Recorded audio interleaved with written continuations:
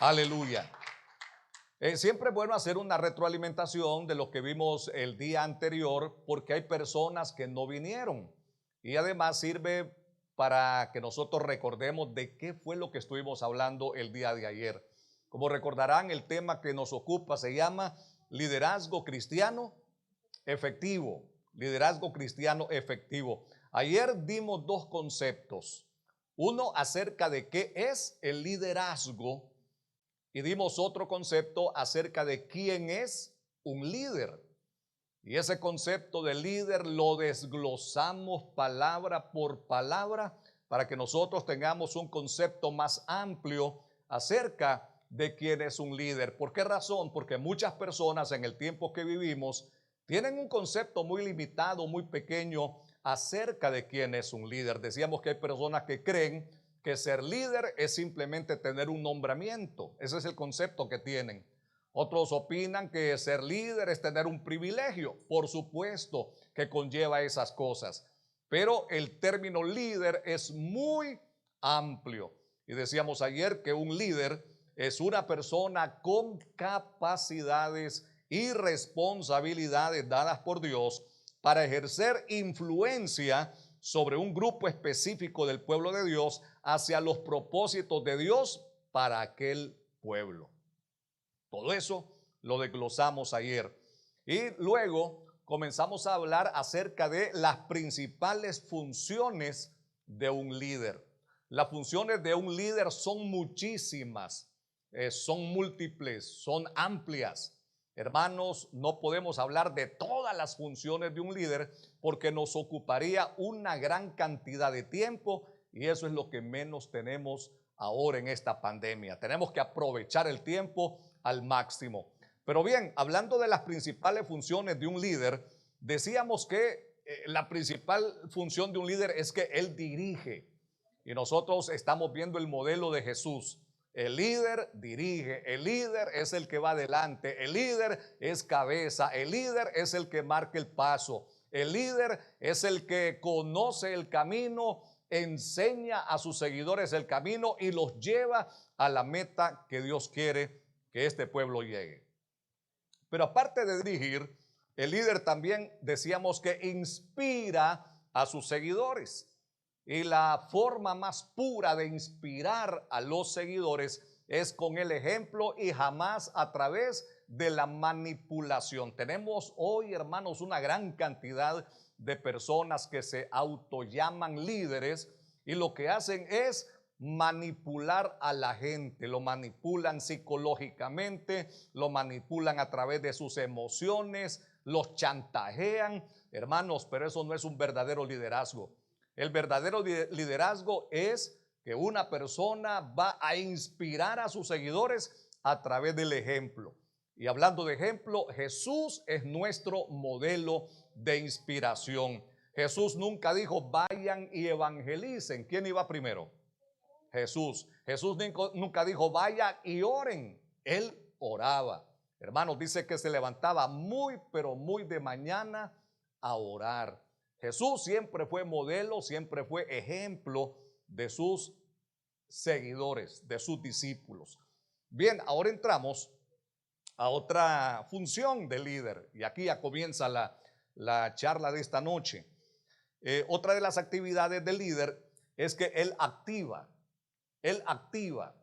Cuando hablamos de que un líder activa a sus seguidores, estamos queriendo decir que él, queridos hermanos, imparte sobre sus seguidores lo que ha recibido de parte de Dios. Fíjese, un verdadero líder jamás se va a quedar con lo que él recibió. No, él imparte a sus seguidores lo que él ha recibido de parte de Dios. Esa es una activación. Eso es importante que nosotros lo entendamos. Hermanos, ¿qué es lo que hemos recibido de parte de Dios? Como líderes hemos recibido muchas cosas. Hemos recibido autoridad, hemos recibido visión, hemos recibido dones espirituales, hemos recibido unción, hemos recibido muchas cosas de parte del Señor. Entonces, ¿qué tiene que hacer el líder genuino, el líder efectivo? Lo que tiene que hacer es activar a sus seguidores impartiéndoles lo que él ha recibido. Entre esas cosas está la autoridad. Delega autoridad a su equipo de trabajo, delega autoridad a sus seguidores.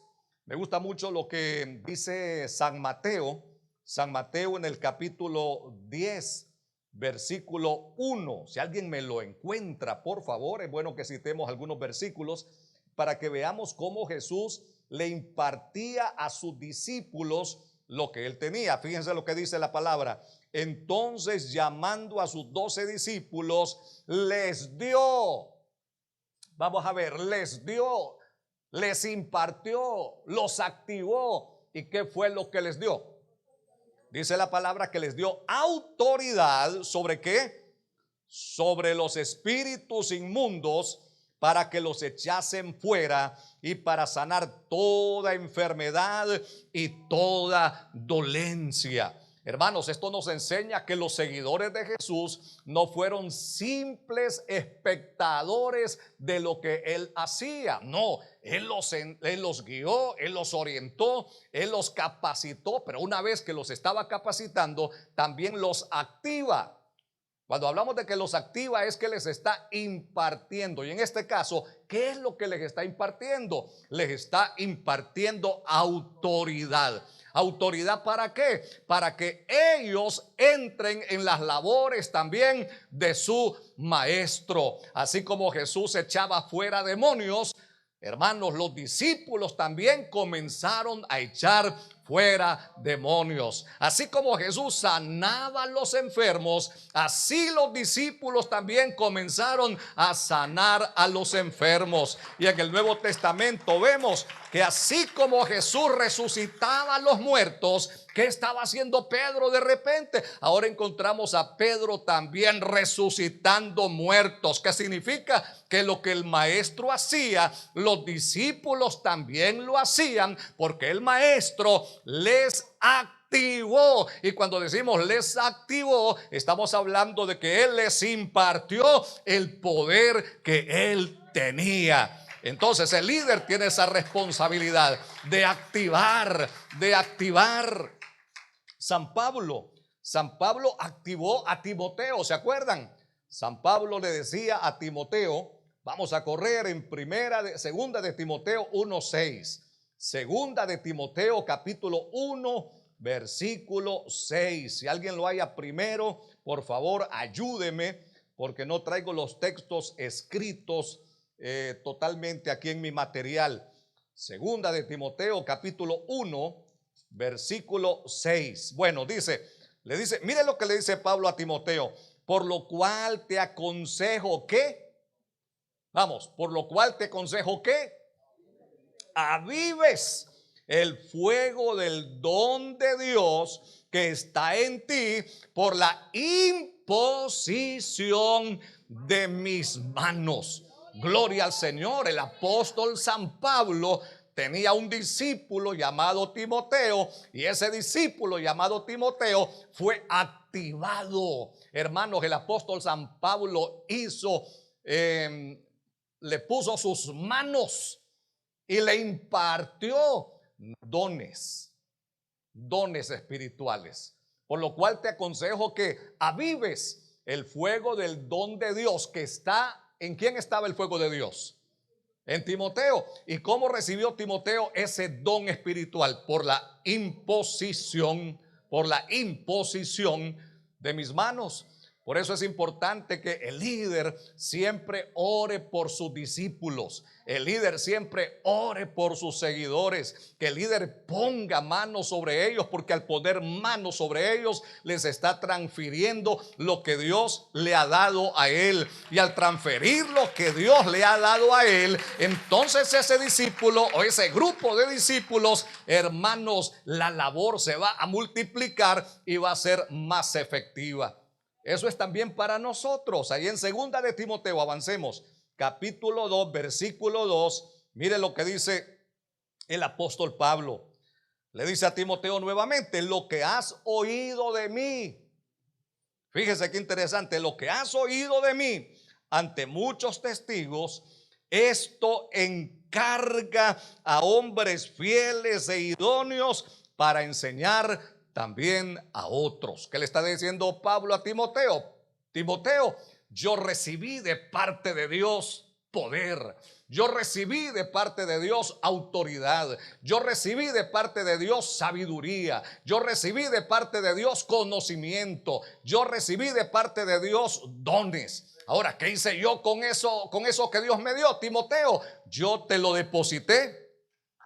Yo te lo deposité a ti. ¿Y para qué te lo deposité a ti? Para que lo que yo te deposité, ahora tú se lo deposites a otros hombres que sean fieles, que sean idóneos, para ellos también posteriormente puedan depositar lo que ellos han recibido. ¿No le parece glorioso que los líderes del Centro Mundial Evangélico puedan activar, puedan bendecir a sus grupos de crecimiento, a sus seguidores, a su equipo de trabajo, y ese equipo de trabajo lo que recibe pueda también transferirlo a las nuevas generaciones de creyentes que van a ir llegando a esta iglesia? Y entre más gente llega, más vamos a activar, y esto va a ser una revolución increíble, hermanos. Eso fue lo que pasó en los tiempos de la iglesia primitiva, una revolución fantástica. La iglesia crecía, la iglesia se multiplicaba, y de repente gente que no era apóstol, un muchacho llamado Esteban, ahora hacía también lo mismo que los discípulos de Jesús hacían. Un muchacho llamado Felipe, él también hacía lo que los discípulos de Jesús hacían. ¿Qué estaba pasando? Una iglesia que estaba activada. ¿Cuántos quieren estar activados? Pero ¿con quién va a comenzar la activación?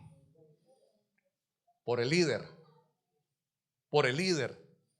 Si el líder no activa, si el líder no imparte nada, es porque no tiene nada. ¿Qué puede dar un cántaro que no tiene agua? No puede dar nada. No puede calmar la sed de nadie. Y un líder que no tiene absolutamente nada, tampoco podrá dar nada. Entonces, esta función del líder es importante. La activación, transferir a otras personas lo que él tiene. Otra función interesante, muy importante en el líder, es que él anima. Diga conmigo, anima. ¿A cuánto les gusta ver a una persona desanimada? ¿Por qué se caracteriza una persona desanimada?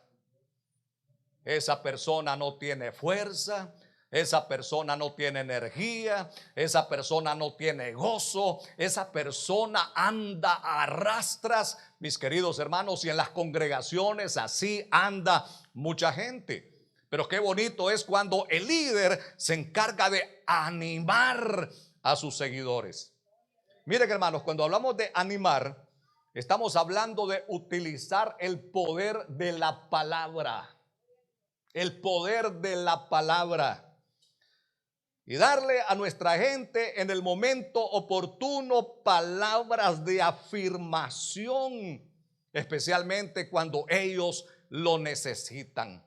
Hermanos, muchas veces hay personas en nuestros grupos de crecimiento que andan desanimados, que andan desmotivados, que nosotros sabemos que han sido excelentes en la iglesia, pero alguna circunstancia, ya sea física, emocional, espiritual, financiera, familiar, esa gente anda desanimada. Y cuando una persona anda desanimada, comenzamos a ver que ya no va a las reuniones.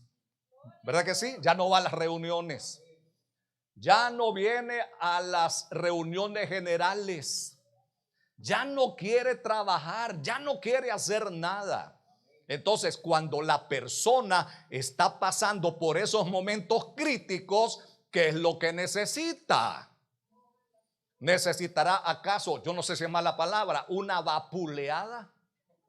Eso será lo que necesita esa persona que está pasando por un proceso de desánimo, una paliza. Y eso es lo que muchos líderes hacen cuando sus miembros andan desanimados. Lo que hacen es darles una paliza. Muchas personas usan estos lugares llamados púlpitos, que deberían de servir para edificar, para bendecir a la congregación. Se aprovechan de este lugar para comenzar a tirarle a la pobre gente. Y esa pobre gente no necesita una golpiza.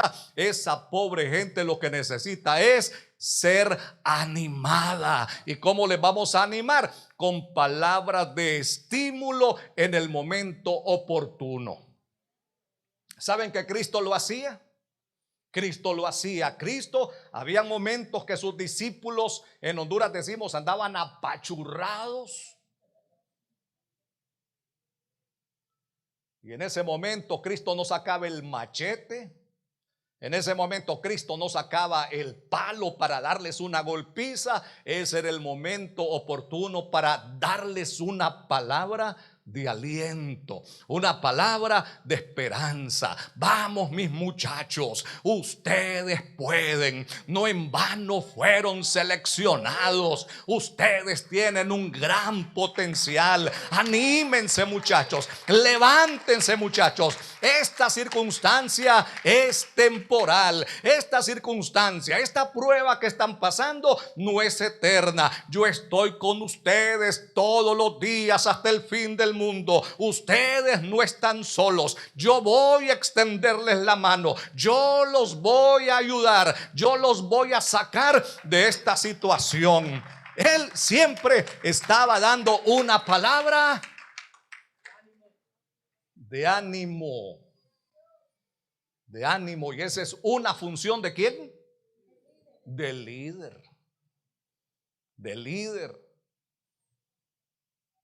A veces nosotros hemos confundido el término exhortar con golpear o regañar, pero no es cierto, no es lo mismo. La palabra exhortar significa animar a otras personas. Entonces, mis hermanos, como líderes somos llamados a animar a nuestros hermanos del grupo o de la congregación. Pero también llega el momento en que una de las funciones del líder es corregir y disciplinar. Esto es muy importante. El líder llegará a momentos en que va a tener que corregir y disciplinar a las personas que están siguiéndole. ¿Saben que un buen líder comprende que una de las formas para lograr madurez en sus seguidores es la corrección? Les voy a poner un ejemplo. Cuando usted tiene un niño y ese niño es malcriado, cuando ese niño le hace berrinches en el supermercado, cuando ese niño brinca y patalea y usted no lo corrige, usted no lo disciplina, ¿cuál es el potencial que lleva ese niño? ¿En qué se va a convertir ese niño dentro de 10, dentro de 15 años? ¿Qué es lo que va a tener usted en su hogar? Bueno, la hermana dice, un monstruo. Está fuerte, ¿verdad? Pero es una realidad. Si usted no corrige, si nosotros no corregimos, no disciplinamos a nuestros hijos, lo que llevan es un potencial de delincuentes, de traficantes, de pandilleros, cosas que nosotros como padres no deseamos. Porque yo pregunto, ¿cuántos de ustedes quisieran ver a su hijo metido en una cárcel para toda su vida? Entonces, ¿qué hay que hacer? ¿Qué nos dice especialmente el libro de Proverbios? ¿Qué hay que hacer con nuestros niños? La corrección. Corrige al muchacho con vara y no va a morirse. Librará su alma del infierno. Entonces, así como nosotros corregimos a nuestros hijos para que no se conviertan en delincuentes, a veces es necesaria usar la corrección en el ámbito eclesiástico como líderes de la congregación, para que esa corrección, para que esa disciplina pueda producir madurez en nuestros miembros de la iglesia. Y saben que Cristo lo hacía. Cristo sí, Él animaba, Él impartía, Él inspiraba a sus discípulos, pero había momentos en que Él los tenía que corregir. En una ocasión dice la palabra de Dios que los discípulos llegaron ahí por la zona de Samaria. Y dice la palabra que los samaritanos no recibieron a Jesús. Eso indignó tanto a los discípulos que vinieron ahí. Juan y Jacobo, los hijos del trueno, tenían un temperamento bastante fuerte. Y le dijeron: Señor, fíjate que esa gente no te quiere recibir. Te tenemos una propuesta. ¿Querés que hagamos descender fuego del cielo y los queme a todos, así como Elías lo hizo? Oh, hermanos, ya Jesús les había impartido poder. Ya Jesús les había impartido autoridad. Pero el problema es que ellos no sabían todavía canalizar ese poder y esa autoridad. Lo estaban queriendo hacer de forma antojadiza. Señor, queremos descender fuego del cielo y que queme a todos estos rebeldes que no te quieren recibir. Ahí fue cuando Cristo vino con la corrección, hermano Joel. La corrección. Y les dice: ustedes no saben de qué espíritu son, hombre. Yo no he venido a perder las almas, sino que yo he venido a salvar las almas. Ese no es mi propósito, esa no es mi misión. Yo he venido a salvar y a buscar lo que se había perdido. ¿Qué les pasa a ustedes? ¿Qué está haciendo Jesús en ese momento? Está corrigiendo a sus discípulos. Estás mal, Juan. Estás mal, Jacobo. No es así como se deben hacer las cosas. En otra ocasión, el Señor va a Jerusalén con sus discípulos y les dice: muchachos, mi momento está llegando. Ya pronto voy a ser quitado de ustedes. Voy para Jerusalén y ahí los ancianos y los escribas me van a hacer esto y esto y esto y me van a matar. Y en ese momento Pedro, ¿se acuerdan? Anoche hablábamos de Pedro. Pedro es el que primero habla y hasta después piensa. Y Pedro viene y lo llama aparte, fíjese, lo llama aparte. No, Señor, le dice, no vayas a Jerusalén, no te conviene. No, por favor, ten misericordia de ti mismo. ¿Y saben qué le dijo Jesús? Apártate de mí, Satanás, porque me eres tropiezo. Hay hermanitos que salen enojados del culto porque el mensaje fue un poquito fuerte. Y Jesús le dijo a Pedro, él estaba hablándole a la influencia que estaba sobre Pedro, pero se lo dijo a él: apártate de mí, Satanás. Señor, tu mensaje fue muy fuerte. La gente se nos está yendo, le dijeron en una ocasión sus discípulos en San Juan capítulo 6. ¿Y saben qué les dijo Jesús? ¿Y qué? ¿Se quieren ir ustedes también? Y ahí vino Pedro: pero Señor, ¿a quién iremos si solo tú tienes palabras de vida eterna? Pero yo pregunto, ¿negó Jesucristo la corrección a los discípulos? No, no se las negó. Fue una corrección amorosa, porque él sabía que con esa corrección ellos iban a madurar. Y luego que leemos las epístolas de Pedro, las epístolas de Juan, Mis hermanos, nos damos cuenta de que son gente que han adquirido un grado de madurez. Pero ¿gracias a qué fue esa madurez? A la corrección que ellos recibieron. Pero fíjense que una de las áreas que al líder casi no le gusta entrar es el área de corregir y disciplinar. Es que se me van a ir de la iglesia. Es que se me van a ir del grupo. Usted no tema corregir siempre y cuando sea con amor y bíblicamente. No tema corregir. Usted no tema de que la gente se le va a ir. ¿De quién es la obra? ¿La obra es suya o la obra es de Dios? La obra es de Dios. Él se va a encargar. Si esa gente no resiste la corrección y se va, ¿sabe qué va a pasar? El Señor le va a traer mejor gente. Pero no le tenga miedo a la corrección.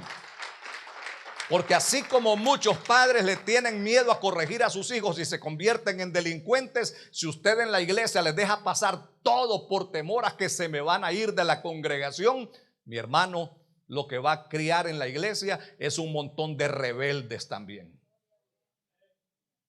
Por eso hay tanta gente rebelde en las iglesias, porque nunca se le corrige, nunca se le disciplina. Y hay que entrar en esas áreas. Son funciones del líder, hermanos. Son funciones del líder. Ok, continuemos. Ahora vamos a entrar. Antes tengo una reflexión que escribí. Esta reflexión tocante a las principales funciones de un líder. No importa el título que usted tenga o la posición que ostente, usted jamás será un líder si no tiene seguidores. La mayor meta de un líder es lograr que su equipo le siga. Eso es tener influencia. Acuérdense que el liderazgo es influencia. Si a usted no lo sigue nadie, si a usted no lo sigue ni la sombra, usted no puede llamarse líder. Ahora vamos a entrar en otro tema que es bastante interesante. Y son los fundamentos de un liderazgo cristiano efectivo. Fundamentos de un liderazgo cristiano efectivo. Fíjense, un líder efectivo es aquella persona que busca constantemente el bien de su grupo y no el suyo propio. Y siempre tenemos el modelo de Jesús. Hermanos, la Biblia, la palabra del Señor nos enseña que Cristo vino a buscar el beneficio de nosotros, sus seguidores. Él vino a darnos vida y vida en abundancia.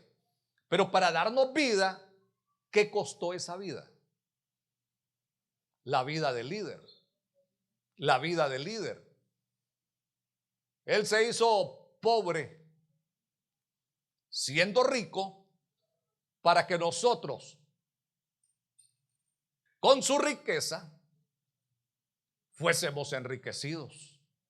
Y hoy somos ricos porque Él pasó muchas limitaciones. Tenemos vida porque Él ofrendó la suya. Él andaba buscando el bien de quién. El bien de nosotros. Entonces tenemos el ejemplo de Jesús. El ejemplo de Jesús nos enseña que el líder debe de buscar siempre el bien permanentemente de los demás y no el suyo propio. Hermanos, vivimos en un mundo donde los liderazgos, los líderes eclesiásticos siempre están buscando su propio provecho, pero no buscan el bien de su gente. Y eso no tiene que ser así. Ahora, ese asunto de que el líder busca constantemente el bien de su grupo y no el suyo propio, no va a ser producto de la casualidad, más bien es el resultado de una ardua labor que conlleva elementos fundamentales que vamos a mencionar a continuación entre hoy, mañana y lo que resta. Para poder ser un líder cristiano efectivo, vamos a sentar una base, un fundamento. Y a ese fundamento le vamos a llamar dependencia absoluta de Dios. Ustedes ven esta estructura. No me he fijado cuántos pisos tiene, pero aquí tenemos una estructura. Para que esta estructura esté firme, ¿de qué depende? Depende de las bases, depende de los fundamentos que tiene abajo. Ahora, ¿usted mira la base? ¿Usted mira los fundamentos? No, no se ven. Pero ¿qué sería de este edificio sin esas bases, sin esos fundamentos? ¿Qué pasaría cuando hay un temblor, cuando viene un huracán, cuando hay cualquier circunstancia de la naturaleza? ¿Qué pasaría con esta estructura? Esta estructura se destruiría en 1000 pedazos, todo porque sus bases son débiles. Hermanos, pensemos en el liderazgo como un gran edificio. Pero ese edificio, para que se sostenga, para que sea sólido, para que resista los embates del enemigo, va a tener que tener una base sólida, fuerte. ¿Y cómo le llamamos a esa base sólida? Le llamamos dependencia absoluta de Dios. Vamos a ver, anímense. ¿Cómo le llamamos a esa base? Dependencia absoluta de Dios. Y no les estoy enseñando nada nuevo.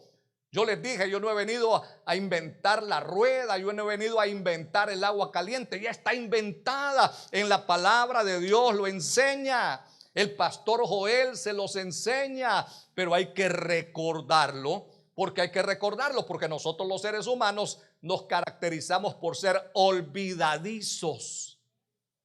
Y a veces nosotros aprendemos a depender de otras cosas y no de Dios.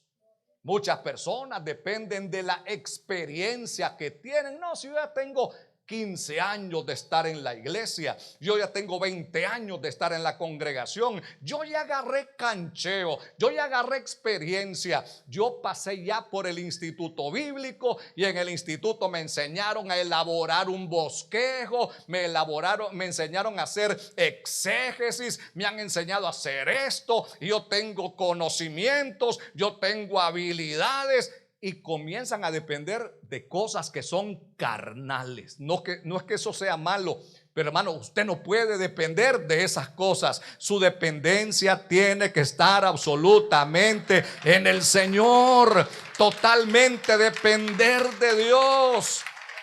Y aquí está involucrado lo que nosotros conocemos como ese ejercicio llamado oración. Mire, Moisés le decía: Señor, si tu presencia no va con nosotros, mejor no nos saques de este lugar.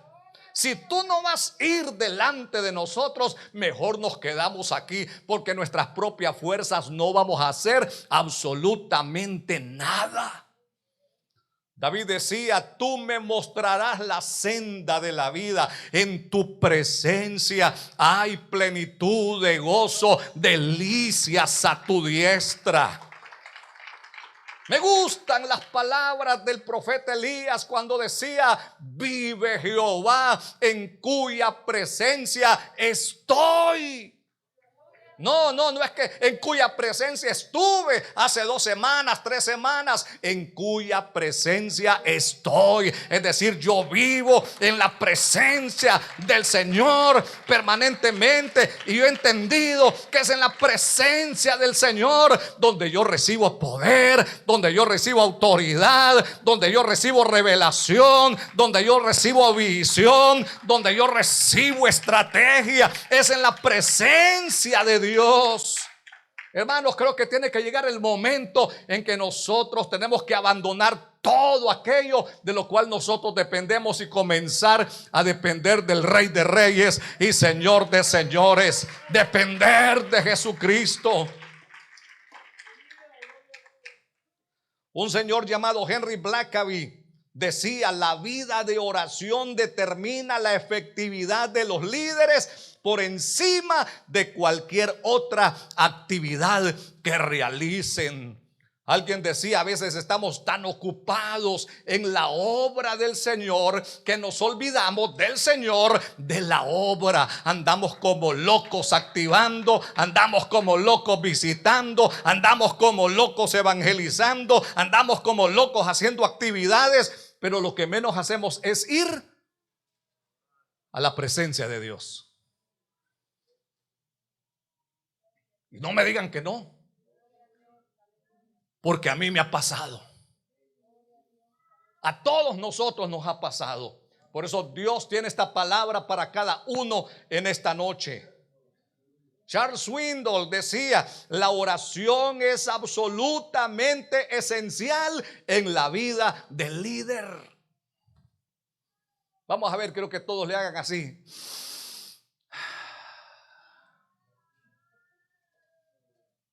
Qué rico, ¿verdad?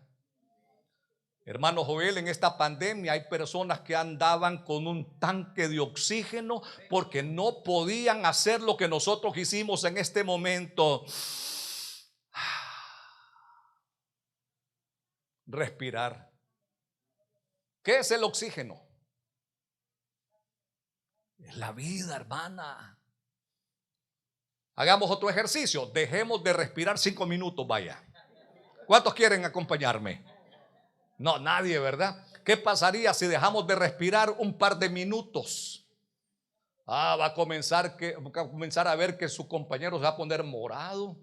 Luego se le van a brotar los ojos. Luego va a comenzar a tener convulsiones y por fin se va a morir.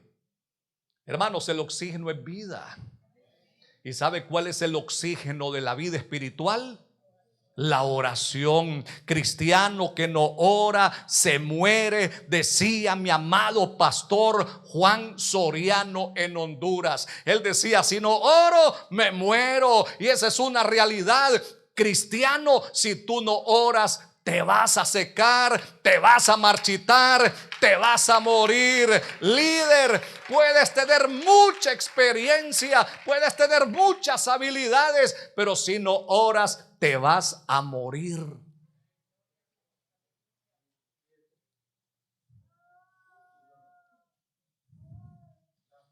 J.C. Riley escribió: he leído la vida de muchos cristianos prominentes que han estado en la tierra desde los tiempos bíblicos. Aprendí que algunos fueron ricos y otros pobres. Unos fueron educados y otros no. Algunos eran calvinistas y otros arminianos. Pero también aprendí que todos ellos tenían algo en común. Todos fueron personas de oración. ¿Cómo la ven? El apóstol San Pablo decía: orad sin cesar.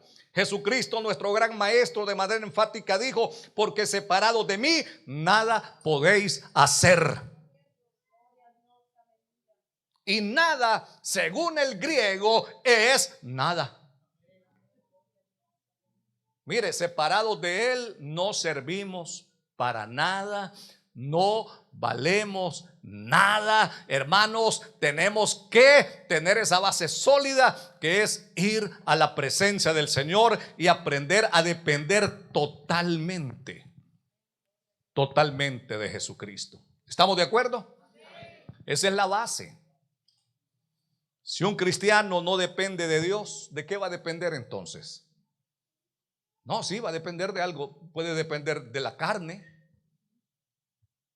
de su inteligencia, de su habilidad, de su experiencia.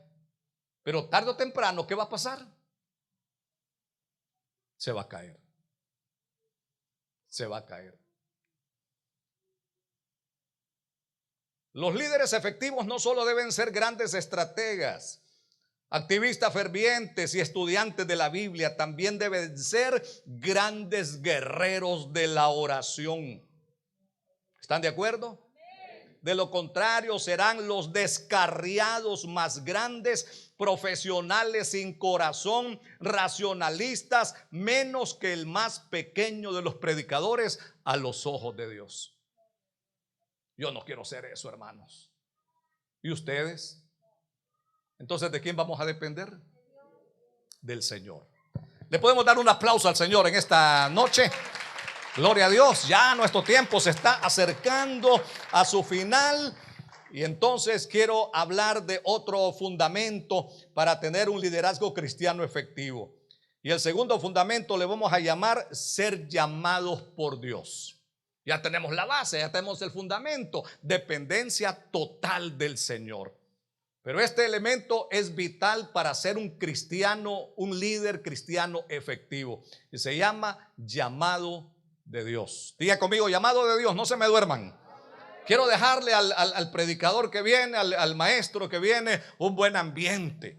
Así que no se me duerma, no se me duerma. Diga gloria a Dios, alabe al Señor, dele la honra al que vive y permanece para siempre. Pero esto es importante, llamado de Dios al ministerio. Hermanos, el llamado de Dios al ministerio es una vocación sobrenatural en la que Dios llama a una persona para encomendarle la predicación del evangelio con mayor dedicación y responsabilidad que el resto de los creyentes. Dicha vocación no tiene nada que ver con una inclinación meramente humana como la que pudiera sentir una persona hacia la política, hacia la música, la medicina, etcétera. No tiene su origen en una tendencia interior, sino en un auténtico llamamiento exterior y superior procedente de Dios. Cuando Moisés fue llamado, ¿quién lo llamó? Dios. Éxodo capítulo 3. Cuando Isaías fue llamado, ¿quién lo llamó? Dios. Cuando los apóstoles fueron llamados, ¿quién los llamó? Dios hecho carne, nuestro Señor Jesucristo. Pablo y Bernabé recibieron también un llamamiento del Señor a través del Espíritu Santo en Hechos capítulo 13. Un líder efectivo comprenderá que más que habilidades, más que dones, más que talentos, lo que necesitamos es un genuino llamado de parte de Dios. Hay alguien quien dijo, aleluya, acertadamente tocante al ministerio, que hay tres tipos de personas. ¿Saben que en los ministerios hay tres tipos de personas? Están los que se autollaman. ¿Se ha fijado que en las iglesias hay gente que se quiere meter? Se quieren meter. Y no solo se quieren meter, se han metido. Pero a ellos no los llamó Dios. ¿Quién los llamó? Se autollamaron. Hay otras personas que las llama el hombre. Es que me cae bien. Es que tiene habilidades. Es que es mi amigo. Es que da buenas ofrendas. Es que paga buenos diezmos. ¿Quieres ser parte del equipo de trabajo? Vení. Y entra al equipo de trabajo. Pero ¿quién lo metió? El hombre lo metió. Entonces, ¿sabe qué? Cuando una persona se mete, así como se mete, tarde o temprano va a salir. Al que lo meten, tarde o temprano va a salir. Y no va a salir bien, va a salir mal. Pero qué bueno que también están aquellos a los cuales Dios les ha llamado al ministerio. Dios les ha llamado al liderazgo, un llamado genuino, hermanos, de parte de nuestro amado Señor. Oh, mis hermanos, en esta noche debemos de orar y de decirle: Señor, quiero saber si realmente tú me has llamado. Cuando somos llamados de parte de Dios, con esto termino, ese llamamiento es el que nos va a sostener en los momentos de crisis. No piense usted que la vida de un líder es fácil. Van a venir momentos difíciles, van a venir momentos de prueba, van a venir momentos de angustia, van a venir luchas donde el enemigo le va a querer decir: renuncia, tira la toalla, mira, tienes las cosas cuesta arriba, es momento de que ya abandones. Pero cuando una persona es llamada de Dios, dice la palabra que Jeremías había dicho en su corazón: yo ya no voy a predicar, Yo ya no voy a hablar del Señor. Lo que me ha traído son cárceles, son vituperios, son humillaciones. Ya no voy a hablar del Señor. Y él estaba decidido a renunciar, pero también dijo: oh, pero hay un fuego dentro de mí que me consume los huesos, y aunque yo no quiera hablar, yo tengo que salir y decirle a la gente que Jehová les está llamando, que Jehová quiere salvar a la nación. Yo ya no quiero, las cosas están color de hormiga, pero el llamamiento hace que yo salga y predique la palabra del Señor. Hermanos, necesitamos estar convencidos de quién te ha llamado. ¿Quién te ha llamado? ¿Es que acaso te has metido tú mismo? ¿O es que acaso te ha metido un hombre? ¿O te ha llamado el Señor? Hermanos, es tiempo de orar. Es tiempo de buscar la presencia del Señor.